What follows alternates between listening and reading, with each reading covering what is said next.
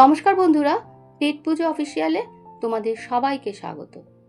আমার আজকের রেসিপি গ্রাম বাংলার অতি পরিচিত একটি রেসিপি, লাউ দিয়ে শোল মাছের ঝোল।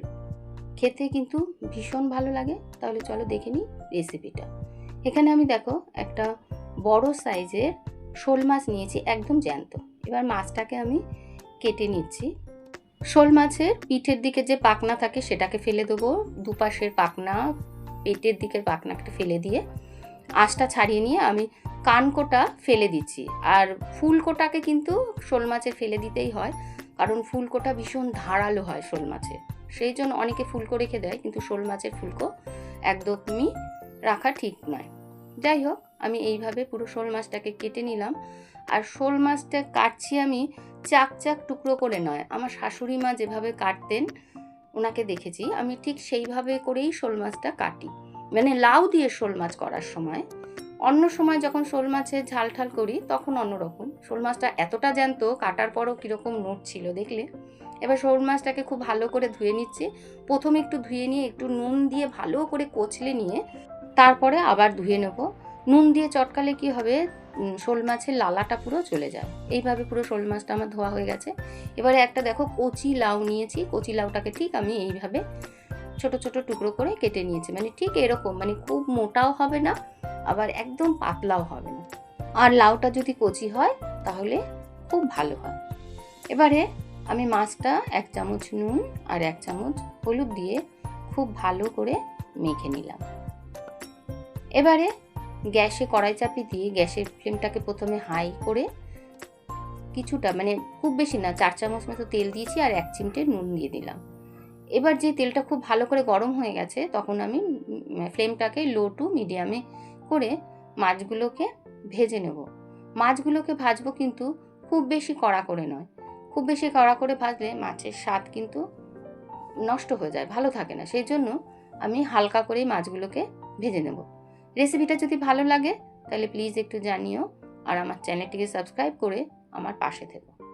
মাছ ভাজা হয়ে গেলে ওই তেলের মধ্যেই আমি বেশ কয়েকটা বড়ি ভেজে তুলে নেব, কারণ লাউ শৈলে কিন্তু বড়ি দিলে খুব ভালো লাগে খেতে।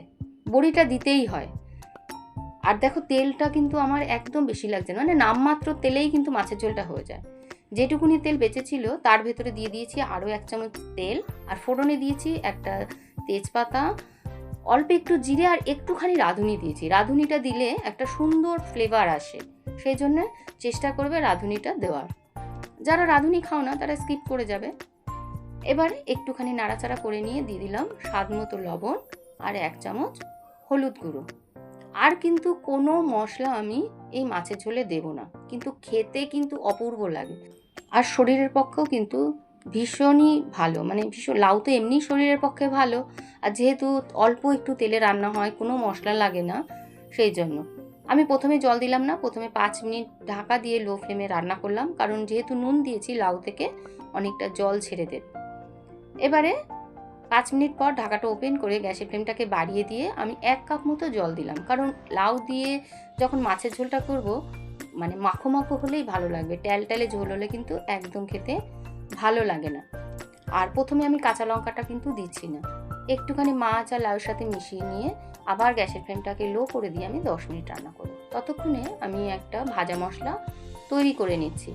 1 চামচ জিরে আর 1 চামচ ধনে একটুখানি শুকনো খোলায় ভেজে গুঁড়ো করে নেব। আমি শিলে গুঁড়ো করে নিচ্ছি, তোমরা চাইলে মিক্সিতে বা হামানদিস্তাতেও করে নিতে পারো।